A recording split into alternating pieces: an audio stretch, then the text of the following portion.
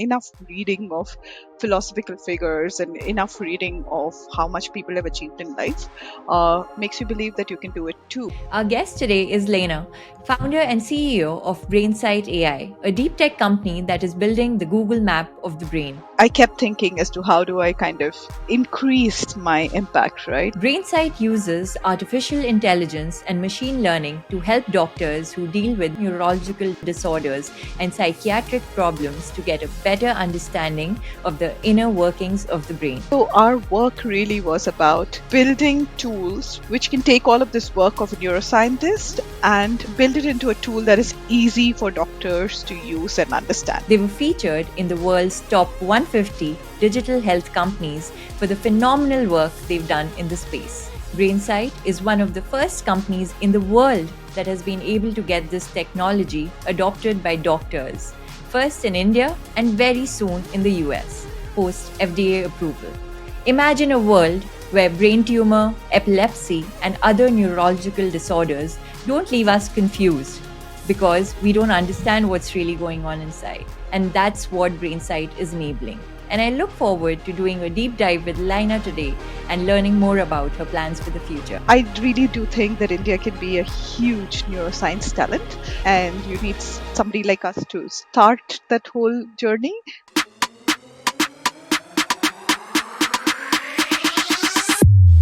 Welcome to the India Opportunity Podcast.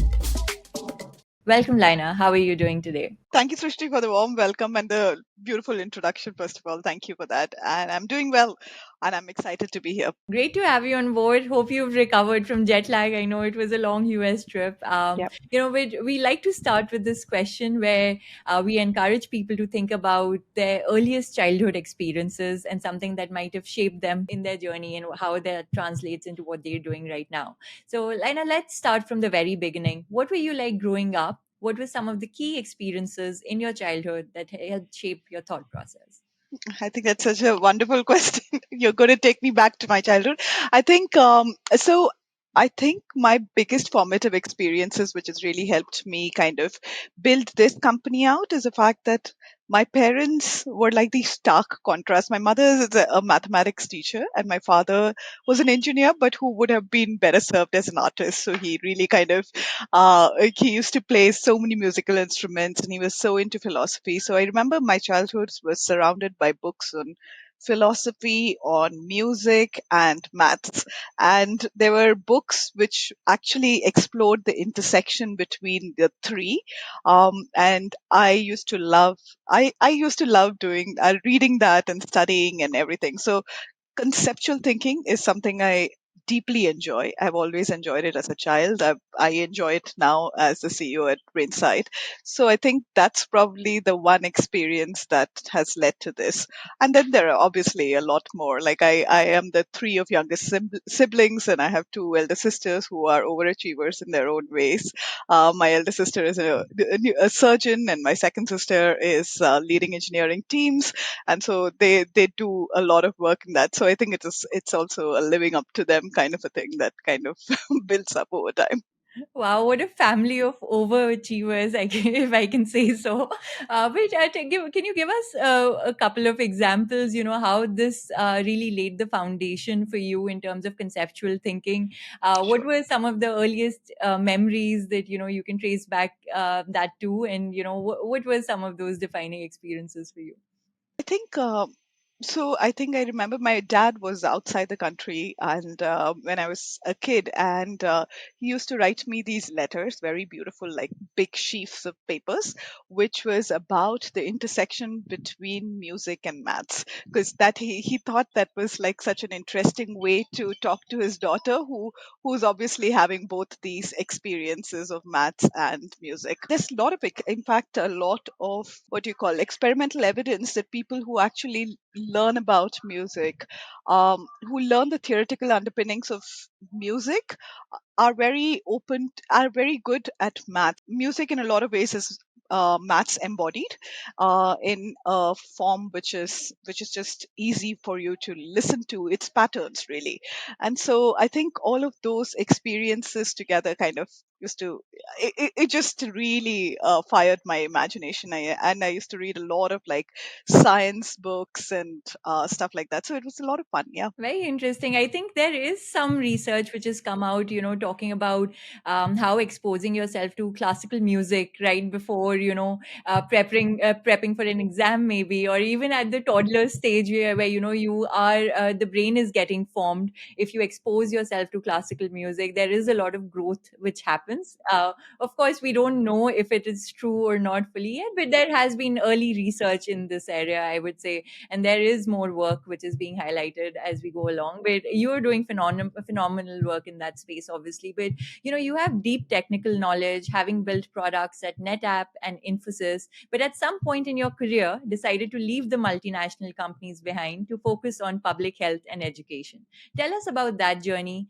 and what was it that drove you towards pursuing a mission in the healthcare space?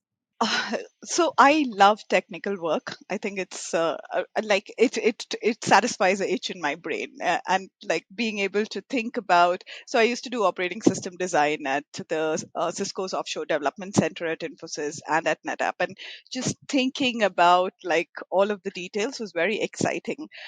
But at the end of the day, there's also a part of me that just wanted a lot more impactful life, and I think it's the case with all ambitious people, right? Like they're looking for more and more technologies that can allow their ambition to grow.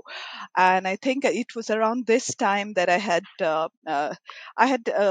gone for this walk through rural Karnataka. Somebody was doing like this walk through rural Karnataka, and I had gone on this walk, and it was such a stark contrast between my life in Bangalore versus what I was seeing. And I remember there was this very cute boy who was walking with me, and he was asking me like, hey, how much do you earn? And I was like, oh, I don't want to talk about all of that. And so he goes like, do you earn more than 5,000 rupees per month? And I was like, oh, is that where they're benchmarking? Because obviously in like a place like Infosys, it was just like very different, the numbers. And so I realized that there was just so many small things that can be done. Like I was doing great things as part of my technology itch, but like there are also so many small things that can be done which can be very very impactful. And so I decided I wanted to kind of explore that for a little while. And I took like a break for a year, and I traveled across India working with Magsaysay award winners. I would just write to them and be like, hey, I'm free tech talent. You give me boarding, boarding and food and make me do anything. But like, I want to like hang around you and figure out how you think about impact. And that was a brilliant year. And then at the end of the year, I kind of decided that I wanted to spend a few more years in like public finance, public health, public education, really looking at social sector schemes. And I did that for a couple of years. And that was brilliant. And then I kind of focused on healthcare. Healthcare is such every house which has a doctor has a little bit of a doctor envy. So there is always that. I had also learned bio as a kid. And so like in my 11th and 12th grade. So I had that initial interest in it. And so in general, like I thought that it would make a um, good way for me to actually use my skills in the most impactful manner. So here was tech, here was the domain that I wanted to be was public health, and here was the fact that I was working in a kind of international development organization which allows me to create focus more on impact rather than focusing on what I'm building.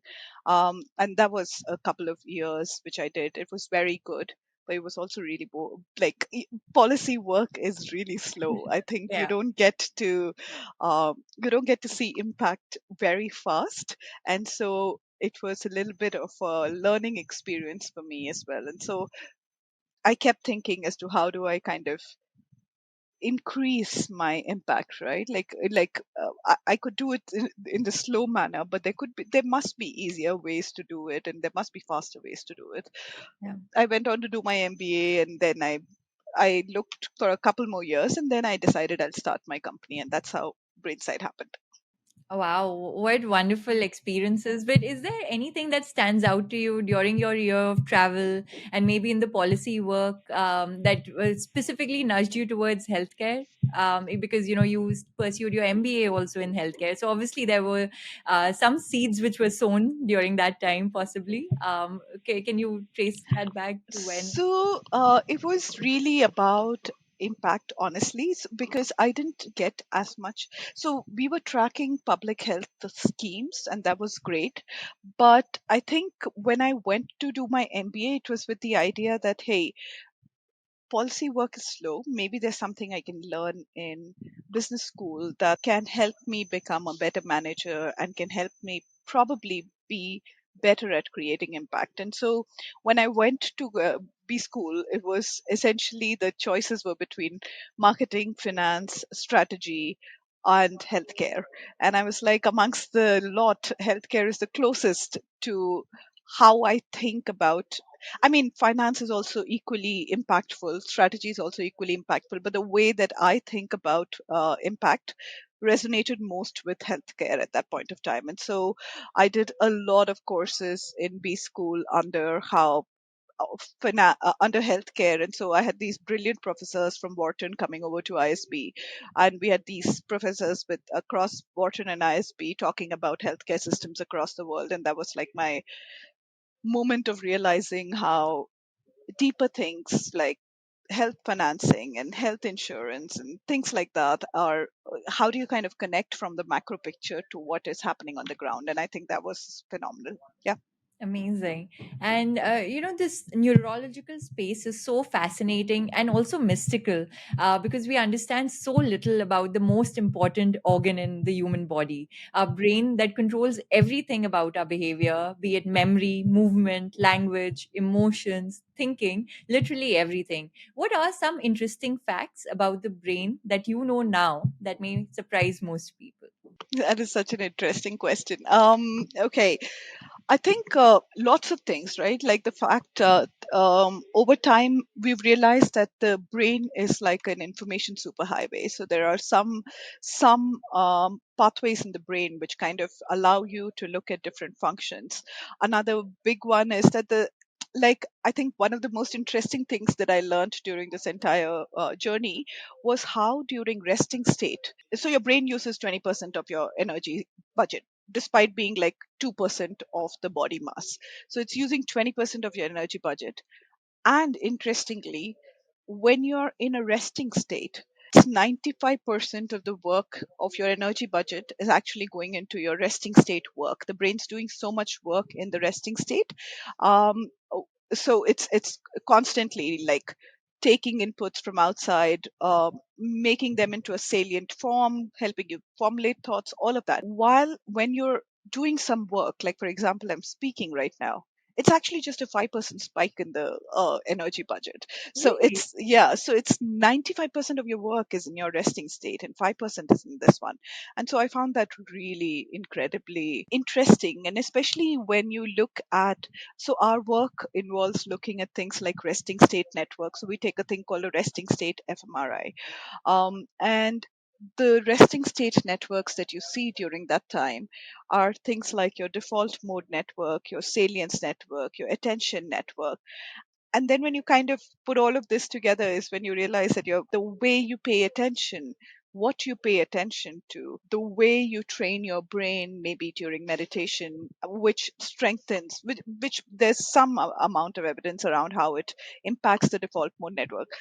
Those are the things that matter really. And like the 5% additional stuff that you do, it's just like an outcrop from the 95%, which was very interesting to me. Wow, I did not know that, and I think most people would be very surprised to figure out, that 90% of brain activity is happening during resting states. So, have you seen any correlation of meditation and improvement in, how we think? And there is a lot of research around this right now. Everyone talks about how you should meditate, and that helps you access access different states of brain even. So I'm sure you must have looked at some data closely as well. So we do get people asking us. So, for example, researchers who are doing research on the effect of meditation or the effect of yoga on the brain. So, who've asked us to map out.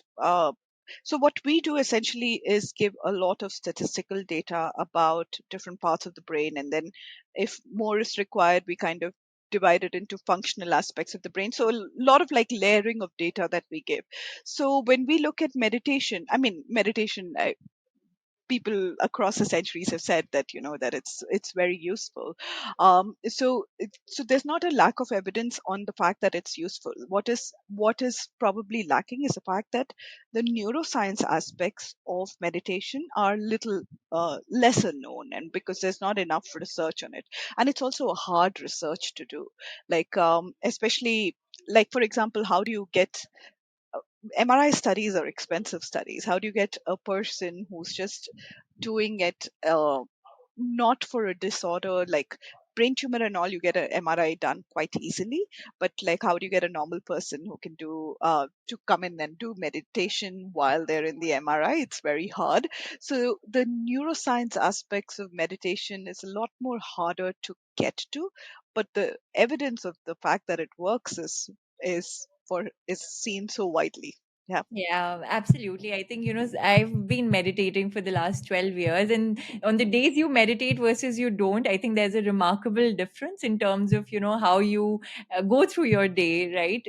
And for most people, I think now everyone's talking about, and there's so much talk about, theta and alpha and different states of the brain. When you wake up, don't look at your phone screen, for example. These are some things which are being known, but there is still so much left to uncover.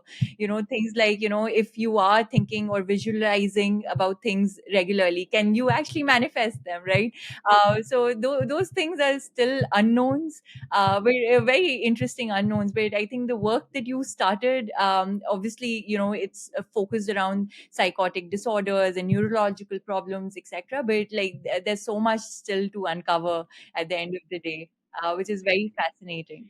Yeah, no, I agree with you totally on the entire aspect of like what it feels like when you meditate in a particular day. And I love meditation, and I so kind of agree on that. And I'm sure that I think what is required is brain scan technologies which are not as heavy as an MRI, right? Like an MRI is a very like claustrophobic experience, and you go in and you're like there and you want to get out of it, and so it's not like something you would do easily. But like, there are easier technologies coming out now, and there's just so much in this space now, so I'm sure we will get evidence of how it works very soon, maybe. I don't know.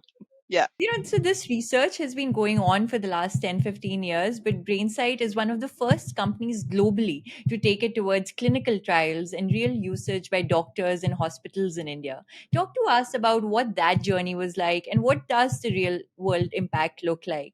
Since it's a technical space that most people may not understand, can you give us examples to make it more understandable for those watching? And you can talk about brain tumor use cases that you've identified. I think that's some phenomenal work in this space. Absolutely, absolutely. Happy to talk about that. And then I think I'll start with brain tumor, as you said, and then go on from there to talking about other use cases. In brain tumor, so when a patient has tumor, the both the tumor and the treatment, be it chemotherapy, be it radiation therapy, be it surgery, all of them have impact on various aspects of your brain, particularly surgery, where you're actually kind of taking out the tumor, you're cutting different parts of the brain. Now, the question that every neurosurgeon gets from patients is, will the patient be able to talk the same way or formulate opinions the same way as he or she did before the surgery? The That's the question that doctors kind of concentrate on. And so what you need to know during the surgery is, whichever path you're taking into the tumor, like, are you doing it from the back of the brain, are you doing it from the side of the brain, where are you approaching the tumor from? Because as you're approaching, you're cutting different parts, and so what you need to know is, are you cutting out the language network? Are there pieces, and think of it like the map, Google Map, right? Like if you're cutting out a particular road or you're closing a road, you know that things get haywire, right? And so when you're actually cutting out certain fibers or you are cutting certain functional networks, you're essentially disturbing how the patient talk, like the patient's language function essentially. So that's the one question that doctors get from patients, because language function is super important to patients and their caregivers. But there are all of these other functions. You've got there are two types of functions. There's the one which is known as a task positive. So you can actually go into an MRI machine, do a task. As I said, it'll cause a 5% evoked potential in the brain. And you can look at the evoked potential and say that, hey, this, when you speak, this is the network that is getting activated. So those are known as your, or when you're listening to something, this is the network that's getting activated. That's known as your task positive ones. Then are your task negative ones, which are your resting state networks, right? Like the 95% brain budget one. Those are very hard to evoke by giving the patient a task. What do you tell a patient to do if you want to map out their attention network, right? It's such a subtle function. And it's also a function which is more evoked when you're in resting state. So, what we are able to do is to kind of use this resting state fMRI and map out 9 functions of the brain and various tracts of the brain, and these include both your task positive and your task negative networks. And now suddenly the neurosurgeon has so much more information on the conversations he can have with his patients.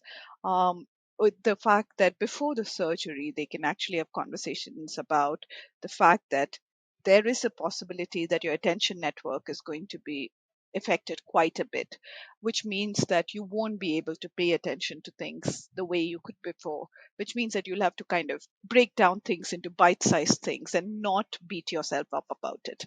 And so there are all of these conversations which were not possible earlier, which are now possible because you can use these MRIs to have these conversations. And that's where our work really lies. And when we did our clinical trials, so we started off with working in psychiatry and neurology, but those were still like it's a market which needs to adopt, and today they're adopting, but like 4 or 5 years back when we started, they were just like, oh, this is super technology, but it'll come in 4 or 5 years, and we're like, okay, by 4 or 5 years if we concentrate on you, we're going to die out. So I think neurosurgeons started reaching out to us, and we started working with them.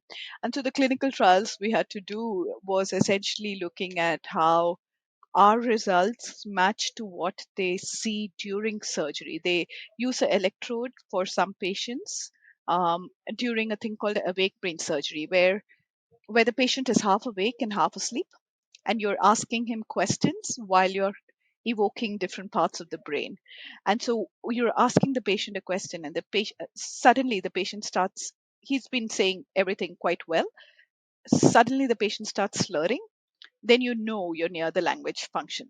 So they look at our results and they look at where the slurring happened, and they see whether the two are matching each other. And similarly for other functions. And so that's how we did our clinical trials. It was hard also because we started during COVID. And so everybody kind of moved towards, for all doctors moved towards focusing on COVID rather than any of the neurological disorders. So that was the first 2 years we really had to struggle, but after that, now we're okay. Yeah. Mhm. Yeah, all those experiences are so unique. I think you will have lots to say, on the clinical trial bit and working to operationalize this during COVID, and also, on the other use cases that you've identified. But let's talk more about the clinical trials bit, right? Because being one of the first companies globally to have cracked this, I think that's a phenomenal feat.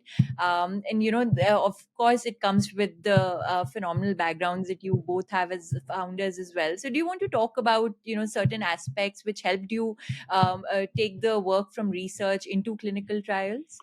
Yes, I mean, I think there were 3 aspects which I can talk about. I think there's a lot of work. If you look up resting state fMRI, connectomics, which is the underlying work that we do, and you look that up in PubMed or any of the research engines, you'll see thousands of papers being written about it because it's such a powerful technology. But the hard thing is you need a very particular set of researchers working with you. You need somebody who knows enough about the brain. You need somebody who knows enough about imaging technologies and the kind of errors that you can have in an MRI. Then you need somebody who can take all of that and run computational neuroscience and AI algorithms to find out patterns, then be able to put that into 3D. And then you need these four people to focus on clinical cases and not on more interesting research use cases like what does consciousness look like? What is the impact of poverty on the brain, right? Instead of focusing on those questions, these people should be focused on clinical questions. That's a very small set of people, and like your Harvards, your Stanfords, your John Hopkins, NIMHANS. These are the places where you have a bunch of researchers who can focus on clinical questions. But most hospitals in India cannot do that. Like they don't have a neuroscience team which is focused on all these four and can it doesn't make sense. Just economically, it doesn't make sense. And so our work really was about building tools which can take all of this work of a neuroscientist and build it into a tool that is easy for doctors to use and understand.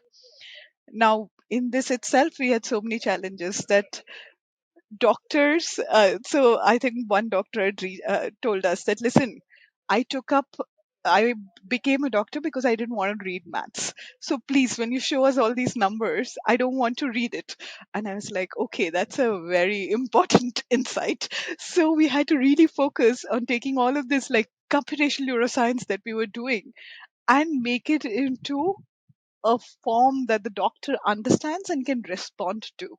And so there was a whole lot of like information engineering that we had to do, which was a separate skill set, which is a very designed skill set that we had to kind of build on while we are talking to doctors, trying to get them to say that, like, it's a chicken and egg. The doctor has to give us data for us to be able to build out these designs and give, but the doctor has to be convinced to give us data. So I think there was that whole chicken and egg thing that was happening in the beginning for us to be able to build on our thesis. Um, but I think it was boon boon se banta hai sagar, I think. So the number of hospitals we were working with, the number of doctors we were talking to, we used every tool in our disposal, sending them research papers. And when they said, I don't want to read a research paper, we would make PPTs of like, this is how it'll look like. This is how it'll probably be useful in Parkinson's. Do you want to work with us and like figure out together? We did that with so many doctors and we figured out. And I think the hard part was also like there are so many use cases you can work in, but when you're building a medical device, you also need to think about everything from which is the easiest case to get regulatory approval in, which is the easiest case for doctors to start trusting us. And so out of the hundreds of use cases that we then focused on brain tumor, and we were able to show like do our clinical trials where we were comparing it against like awake brain surgery, where we were comparing it against task-based fMRI, showing the recruitments, going through ethical committees in these hospitals. The ethical committees had different questions, right? Like they were like, this is such a new technology. We will not, s- we will not allow people to go undergo this technology until after like the surgery is done, but you have to show the validity before the surgery. And so there were all of these questions, and we had to do some really um, incredible study design work to make sure that we passed ethical committees and we were able to kind of show the value of our work. All of that happened. Now we are in a good space. And so I think now we are at the point where all of that has come together. That must have been really grueling as an experience to go through. But do you want to talk about some of your earliest believers in terms of doctors? If there are any people, doctors or hospitals that you want to highlight who took that first bet on you where everyone else was telling them not to? Absolutely, absolutely. Thank you for bringing that up. That's really sweet. I think one of the first doctors who believed in what we were doing was Dr. Bharat Agarwal at Max Hospital in Delhi, and we were at that point talking about psychiatry, and we were very gung ho about it because Rimchim's PhD was in psychiatry, and and there is so much we can do, but the point is psychiatrists don't use MRI in their normal work today, and hence we would have had to do a lot of market building. So Dr. Bharat told us that, listen, why don't you start working on dementia and early diagnosis of dementia and leave aside your psychiatry bit for at least the time being while you're building out. Then once you have established yourself, you can come back to psychiatry. And that was the first time we actually started pivoting. This was very early in our journey.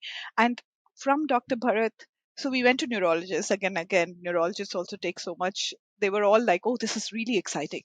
But if we do early diagnosis of dementia, there's no medicine to give our patients. So what will we do doing early diagnosis? We don't want to scare our patients. And so we knew that even in dementia, we didn't have a absolutely perfect market fit. And that's when Dr. Mazda Turrell at Walk Hard in Bombay took a bet on us, and he was incredible. I mean, he listened to us, and he was like, "I like your team. I like what you're trying to build. I'm happy to kind of work with you on it." And that was the first case that he sent us, and it was so much fun for our team. Usually these MRIs are taken in the middle of the night, and so 12 o'clock at night we are trying to get them to upload because the surgery is at 7 o'clock in the morning. And so our team has to run it for 3, 4 hours. But they didn't have the proper internet to upload everything because these are really large files. And our team member was staying quite far from the hospital in Bombay, and there was no way to dunzo or anything in the middle of the night. And so, in the middle of the night, 2 o'clock, his parents are like, "Beta, tum theek to rahoge," and everything. And so they went he went all the way and took his friend along and went to the hospital, got the data. They stayed up all night, and we gave the results back to Dr. Mazda. And I think that was the first time uh, in a neurosurgery case, and he said that the results were really useful. And so that's when we got the confidence to continue in surgery. So I think these were some of our earliest supporters. And now we have with us Dr. Shabri, who's been, I mean, I think he has been brilliant in how he has been uh, in guiding the team. He's a neurosurgeon. He's also doing his PhD at IISc, and he is guiding us. I don't know how he gets time, um, but he does a fantastic job of it. And so these are some of our earliest supporters. And yeah, That's fantastic because usually it's the first tribe of people that opens up doors for you and gives you space in the room where most of the people will not trust you, and specifically in this case where the impact is so real and transformational. I think it takes a long time for people to build trust, even. But I think now that you've established yourselves, I think only the sky is the limit, very honestly. But you touched upon some of the work that you did in dementia as well. Can you yeah, talk about the progress you've made so far and tell us sure. about the possibilities of this solution? Absolutely. So connectivity changes. So connectomics essentially looks at structural and functional connectivity. And just tying it back for a moment to the resting state, it looks at functional connectivity during your resting state. And then your DMRI looks at your structural connectivity. So this whole connectomics, you can analyze it in different ways. One is, after you've got your connectivity, you can then say that this connectivity is broadly language related connectivity. That's one way of kind of looking at the connectivity patterns. The other way is you can compare the connectivity to hundreds of normal people to see what are the connectivity changes that are slightly different for this patient. And so what has been seen is that in early dementia, much before you can even look at eye scans. To give you a sense of the clinical journey, once dementia has started, let's say that's year zero, your protein gets deposited in your brain, and that's what is happening, your amyloid deposition. Now, by year four, there's enough that you can actually see it behind the retina, and so eye scan is an early test. By year seven, enough deposition has happened that it has started affecting various parts of the brain, and various functions of the brain. So the patient starts forgetting things and coming to your like a lot of different, like they also have bouts of aggression maybe and things like that, right? So that's when caregivers start coming to the hospital. But year seven is really late, right? Like ideally what you want to do is to look at around year zero and be able to catch signs and be able to manage those signs around year zero, year one. And your connectivity patterns are one of the earliest things to change around year zero and year one. And hence work, the basic work is essentially about how connectomics can be an early indicator. That's one part of it. The second part of it's also a very good indicator for differentiating between different types of dementia. So Alzheimer's is just one type of dementia. There's frontotemporal, there's Lewy body dementia. There's so many types. At the end, they all look the same or maybe different, but you need to know the underlying thing so you can have medicine. So the connectivity can also help in that. So that's broadly the work that can be done in dementia with the work that we do. Now, where are we with it? We actually presented our work at conferences across the world. Like we presented it in Austria and somewhere else. Also, I'm forgetting right now.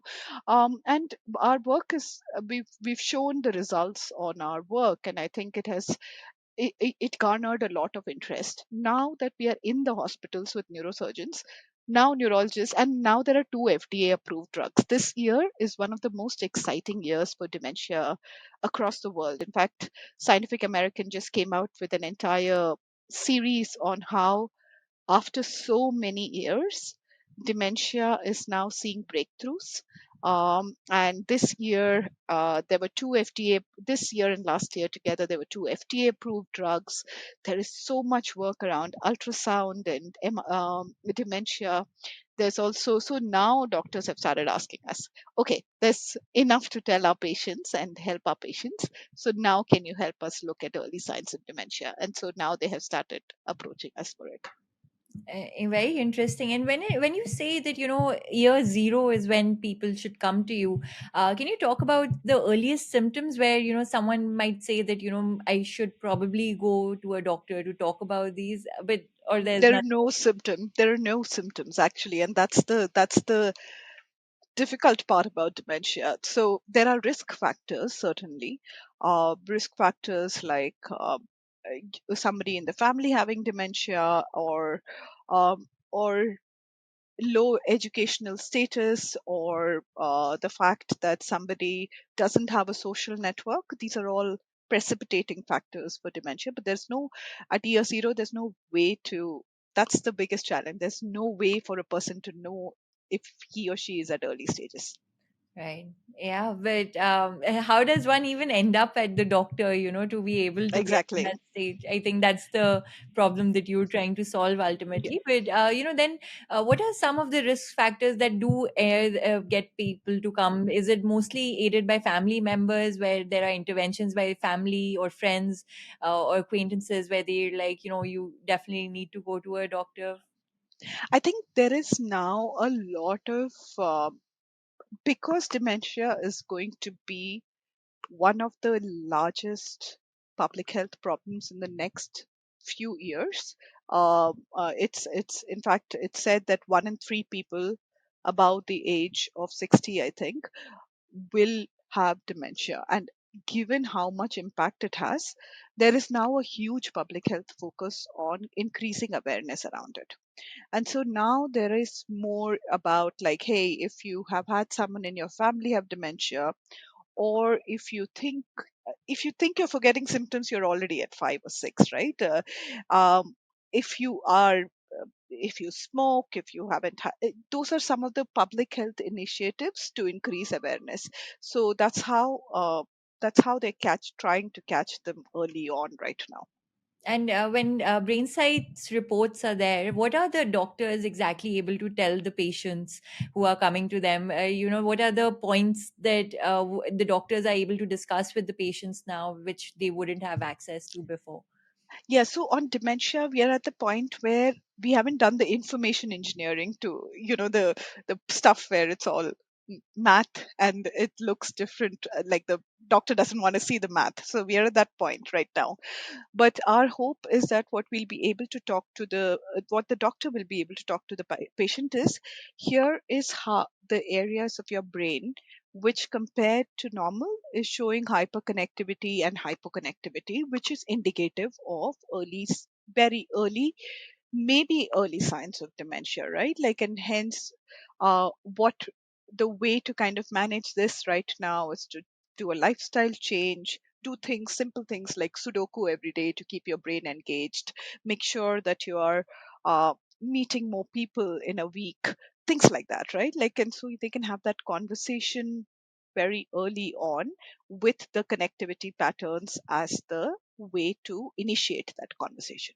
Got it. Fantastic. And, it's so amazing that two talented and technical women from India are leading this incredible mission to now take this technology to the world. Tell us about your plans for the future and how do you plan to grow BrainSight?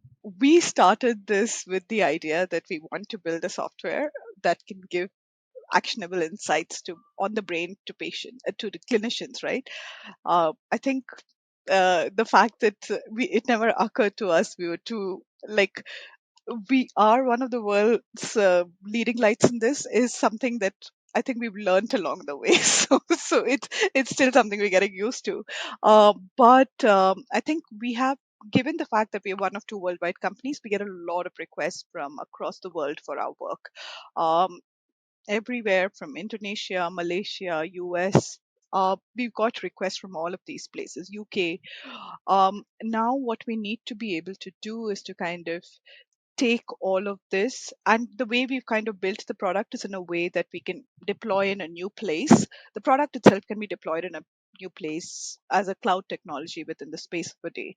um, the regulatory approvals is what takes longer, and so what we are building on right now is our process towards regulatory approvals in different countries like US, etc., and that'll allow us to be able to greatly expand the team. So we are now, and the fact is that the entire team is remote. And so for us, we're also, it allows us to be able to look at international talent. And we're actually already getting requests for internships and jobs from across the world, people who love our mission and love the work that we are doing and hence want to be a part of this team. And so I think we are at that point where we now need to figure out the logistics of doing all of that, which is where we are at.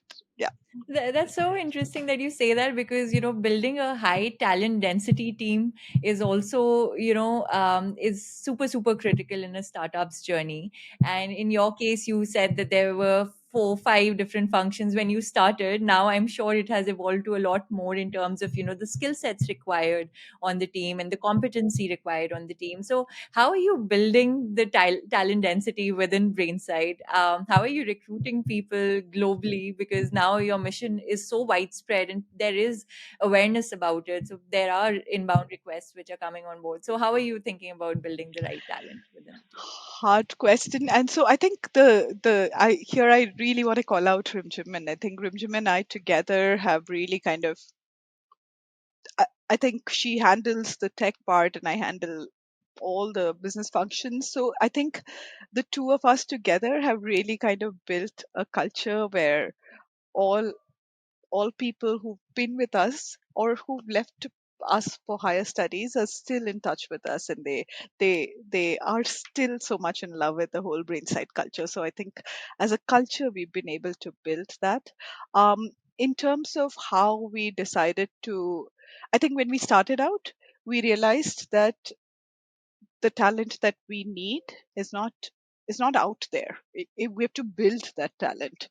And so as one of our I think one of the things that we took a decision is that we're going to make sure that the people who we get on board as our first employees are people who can coach others, and that we will make sure that we are having this constant stream of interns who work with us. So not only kind of helps our team build their coaching skills, but also allows us to build like the wider talent pool to work on some of these questions. So I think those were initial decisions we had taken, and I think it has come up. We've now had more than like 150 interns work with us over the years, and some of them are doing such excellent work. They've gone on to their PhDs at Columbia, at Yale, at they've started their own companies. Two of them have started their own companies in the US and in India.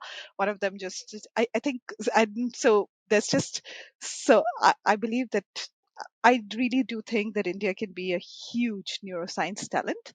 And you need somebody like us to start that whole journey, and then it'll just snowball into something really big. I think it's the brain site mafia now. They're revolutionizing the space of neuroscience. Right. Well, that's so interesting to see, and that's incredible. Lina, coming to your personal mission when it comes to the business, you sort of stumbled into healthcare from a very technical background. But what is your personal ambition for the business? How big do you think BrainSight can become? I do think so. In my head, when I started out this company, I was like, I would consider myself successful when when I've been able to touch like a million lives. And so that was like my number. We're nowhere close to it. And so our our hope really is to be able to kind of expand across countries and expand into different clinical indications, so we can actually make that difference. And in the process we build a absolutely stellar business. So that's something that we are, I think we are at that point where now we've signed contracts with so many hospitals who've seen the value of our work. Like we got our regulatory approvals in January of this year, and within a space of, I think, few months, there are more than 40 hospital buildings who've signed on with us, which is kind of unheard of when you look at early stage health startups. And so we've shown that value. Now we want to be able to expand across India, across US, and so kind of building building that chops 40 right now. hospitals. I think the last time we spoke, you were at about 20. That's you literally doubled in that period of time. But talk to us about the use cases that they are reaching out to you for. Obviously, brain tumor and dementia being the earliest use cases that you've identified. Are there other areas also that you're looking at increasingly now? Yes, absolutely. So now what they've started is, what when we work with the neurosurgeons, they look at it as super useful for functional neurosurgery. Now, functional neurosurgery can happen for brain tumor. It can happen for brain tumor surgery, but also Parkinson's and epilepsy. We get a lot of requests for epilepsy, and then also for deep brain stimulation for things like your stroke rehab and your dementia. So there are all of these cases that are now starting to, now the doctors have learned that this is there. They've started using it for all of those cases. So now our team is now figuring out the ops of doing all of this. Like we are starting to get so much more data, and the team's small now, and now we need to kind of build it into the next to the next set of people, because the number of data sets we get per day, I think the team is very overworked. It's such an exciting phase to be in, from not being able to get even one patient's data to now being overwhelmed by the inbound which is coming in, right? Thank you so much, Shrishti, for saying that, because I remember these conversations where Rimchim and I used to be like, Rimchim's like, no, but how will we build the algorithm if we don't get the data? And I was like, listen, we need to first provide value and then we'll be able to get data. And so there were all of these like like absolutely nerve-wracking conversations we used to have, and now we're at the opposite end where suddenly there's like a glut of data, and I'm just like, oh my god, how will we manage all of this? So now we have to figure out the operations of all of this. Good problem to solve, I would say. I agree, I agree. Are there any specific challenges or setbacks? You can talk about your life or career, or in while building BrainSight, that have played a significant role in shaping your perspective and approach. I'm not I mean, I in general, I think my one perspective when I'm looking at my work is I like being very ambitious. And I think my mother had taught me while I was in school. She was like, "Aim for the stars. You will at least reach the treetop." And I was like, "Okay, yeah, correct." So let's kind of figure out from there. And I think that was one thing. But also the second thing is that I think we're here for a very short time, and so how do you have fun? And I think that kind of reflects in the brain side culture as well, in the way we're building this. How do you have fun while you're building out this absolutely impactful technology? And even if you fail, I think that's the thing, right? Like if you allow people the ability to fail, and the space to fail, um that's when people start having fun. And that's probably, and I think in a space like the brain, you there are more chances to fail than not, and hence that culture is set in the fact that you can fail, and that's okay. Let's move on. Absolutely. I think, for any company which is doing such breakthrough work where that BrainSight is doing, I think, there absolutely needs to be room for failure and, like being able to adapt from it and, having a very resilient machine also in the sense that, being able to bounce back from something that might not have worked, and a fair bit of experimentation as well, right? When you look ahead at the age of 80, think of it as a brain site scan that you'll be able to see in the mirror. But reflect on your life journey. What are profound insights that you think that you would have to share at that point? Specifically, distill it into one significant learning, one regret, and one pivotal life decision. This question is inspired from Jeff Bezos's regret minimization framework, where he talks about, being at the age of 80 and taking a lot of life decision backwards. So Yeah, feel no, free I to. think it's a great.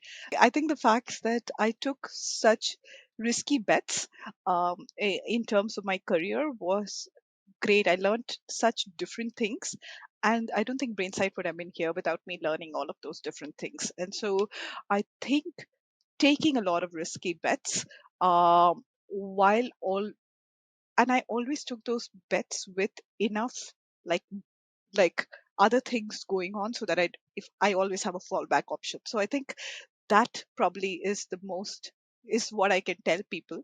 I know it's not everybody's way of thinking about things, but it really worked for me. So that was one.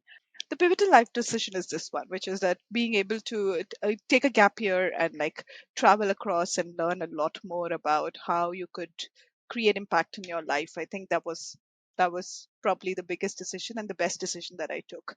Um, and yeah, I think that kind of encapsulates all the different things, which is the fact that you should be willing to take risks. Yeah, Yeah, but let's deep dive into that a little bit. What do you think gives you the appetite for risks? Because, women naturally don't tend to be very pro risk, right? So, true. would love to understand where that comes from. That is a good question.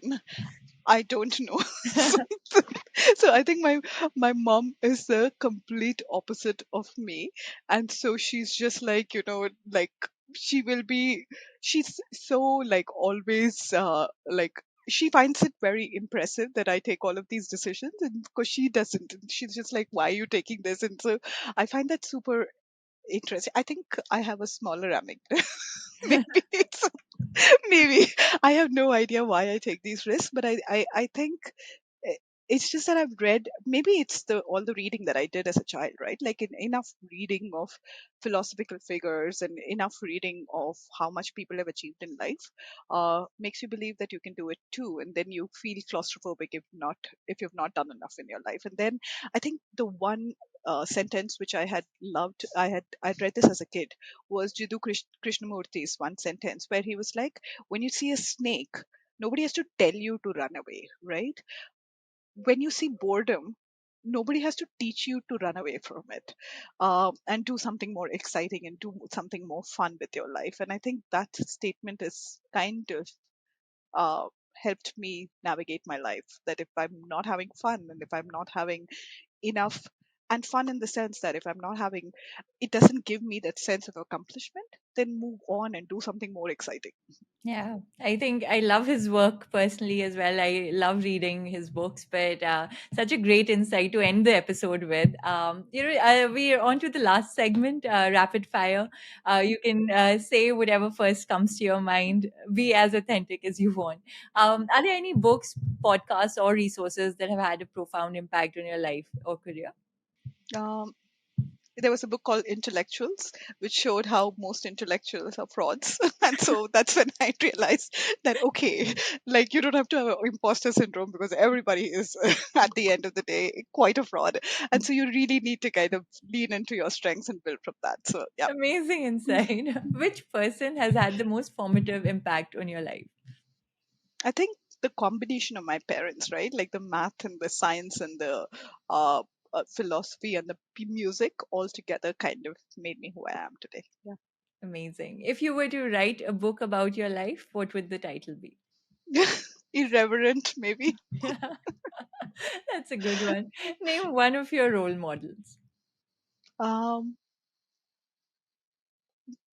I don't, as I said, I read that book Intellectuals and I realized that nobody really should be a role model.